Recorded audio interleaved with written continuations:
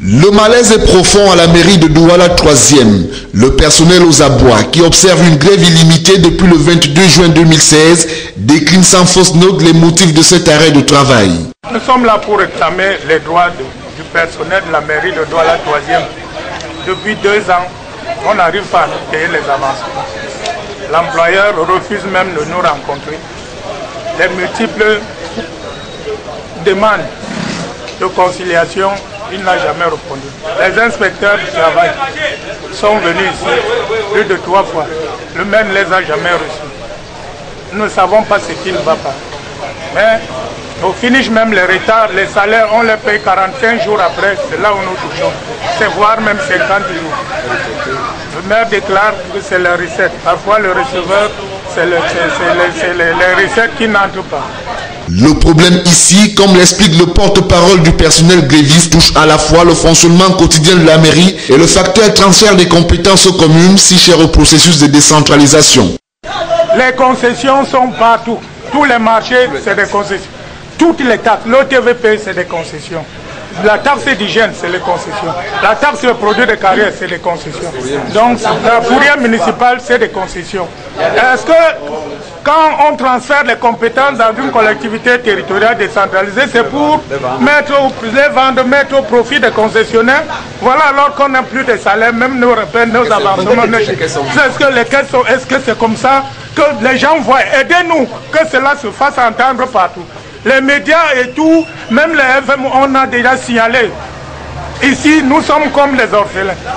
Nous-mêmes, pour rencontrer le maire, c'est de venir voir.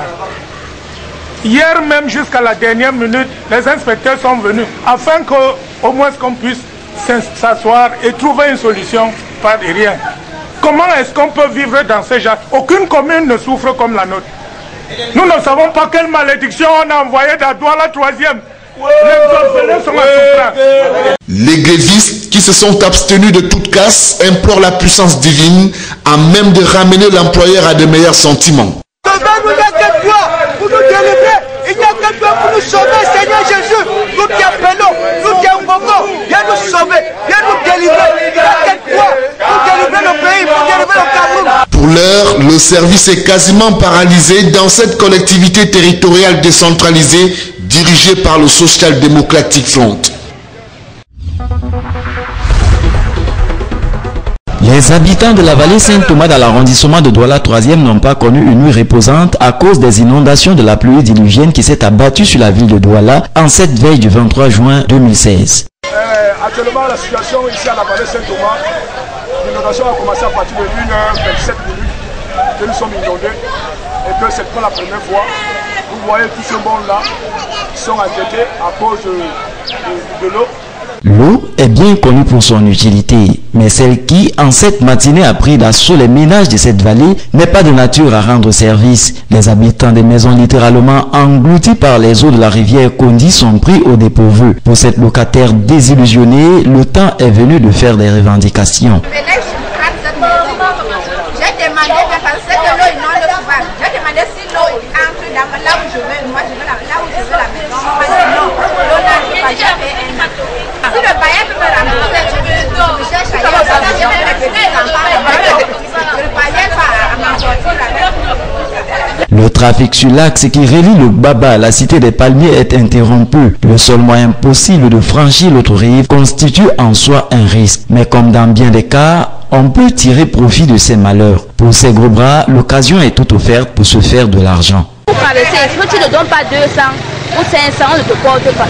Oui, donc c'est la situation que nous avons maintenant, comme vous-même vous le constatez. Comme un refrain, les infortunés en appellent aux assermentés. Nous demandons l'intervention de notre délégué de venir toujours et jusqu'à présent on ne peut qu'attendre depuis des années. Il faut vraiment que le gouvernement essaie de voir notre problème parce que tout est bloqué, le pont est bloqué, c'est ce qui fait que l'eau inonde partout. La dure réalité vient de ce que nous ne sommes qu'à l'aube de la saison des pluies, avec en perspective la furie des eaux de plus en plus dévastatrices.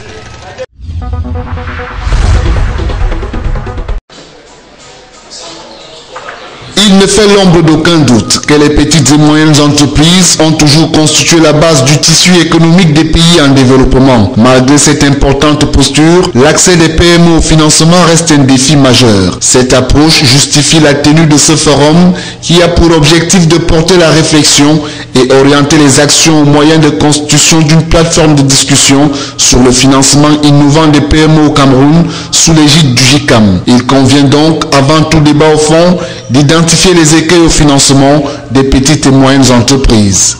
Aujourd'hui, il est juste question de résoudre le problème du financement des PME. Lorsqu'on interroge l'entrepreneur sur les difficultés qui plombent le développement de ses activités, il cite 3 paramètres. La fiscalité, la corruption. Le troisième paramètre est celui qui nous intéresse aujourd'hui, c'est l'accès au financement. Voyez-vous, nous sommes dans un pays ambivalent. Dans ce pays où on est d'accord sur le rôle important des PME pour la croissance de notre économie, on accepte que les petites entreprises financent les grandes. Vous allez vous étonner de ce que je dis, mais c'est vrai. Lorsqu'une structure fournit ses prestations, par exemple à l'État ou à une grande entreprise, ces prestations sont payées d'avance. Et en général, la structure est payée à 90 jours, 120 jours. Si cette structure fait 4 marchés de la sorte et n'est pas payée, vous voyez très rapidement qu'elle peut tomber en faillite. Et effectivement, on a aussi constaté que le taux de mortalité des start-up, donc des entreprises au Cameroun, est extrêmement élevé par rapport aux entreprises dans les pays de la même taille comme le Cameroun. Selon les données du Conseil national du crédit, plus de la moitié des crédits accordés par les banques entre 2012 et 2013 étaient destinés aux entreprises privées, soit 1449 milliards sur un volume de crédit estimé à 2214 milliards de francs CFA, contrairement aux PME qui n'avaient bénéficié que de 275 milliards de francs CFA, soit à peine 12% du total des crédits. Des statistiques qui sont loin d'égaler les moyennes enregistrées sur le plan international. 1450 milliards de crédits accordés au secteur privé. Parmi les 1450 milliards, seulement 275 milliards à l'endroit des petites et moyennes entreprises.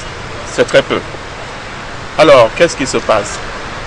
La frivolité des banques d'accorder des crédits aux PME, on reconnaît, on accepte. Aujourd'hui, il sera question de dire qu'il faudrait qu'on se regarde en face, que les PME comprennent les contraintes des banques et que les banques comprennent les contraintes des PME et qu'on établisse des règles claires. Et naturellement, qu'on essaye d'explorer des modes de financement alternatifs, c'est-à-dire innovants, pour effectivement accompagner les PME, afin qu'il y ait véritablement croissance de notre économie. Les contributions et les expériences des experts ainsi que des chefs d'entreprise relevées au cours de ce forum qui a pour thème financement alternatif des PME au Cameroun, élargir la gamme des instruments financiers, devront ainsi orienter l'implémentation du fonds de garantie multimétier en cours d'instruction au JICAM et susciter d'autres projets autour desquels des partenaires pourront être mobilisés.